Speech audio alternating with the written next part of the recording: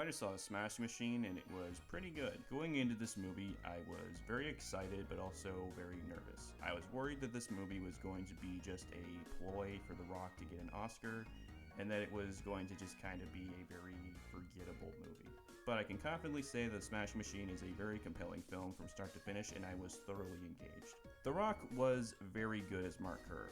I mean, impressingly good. And I say impressingly good because he's never really stepped out of his comfort zone. He's always been like the same guy in every movie. So to see him take on such a complex character like Mark Kerr was really nice to see, because he clearly doesn't want to do just the same old movies anymore, and he wants to do something that actually means something now. At certain points, I completely forgot I was even looking at Dwayne Johnson, because he wasn't acting like Dwayne Johnson, he was acting like Mark Kerr. If you know what Mark Kerr acts like from interviews as well as just from watching his fights, you will know that from watching this movie, Dwayne Johnson did a lot of research just by watching his mannerisms, his body language, the way that he carried his voice.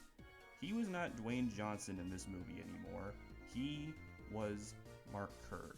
He finally acted. The cinematography in this film is also very well done, and it maintains an almost documentary-esque approach. For instance, the way that the camera is positioned in certain scenes, it's almost like we shouldn't really be seeing this. Like this is a private moment between these people, and the camera just happened to catch it. My main issue with this film is really just the writing. This film throws you into the story without really giving you any context. So if you're not super familiar with the ins and outs of early 2000s MMA, then you're gonna be very, very lost here.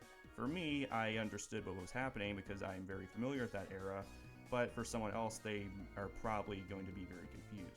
I also just couldn't really tell if you're supposed to understand Dawn as well as Mark Kerr's perspectives in this film.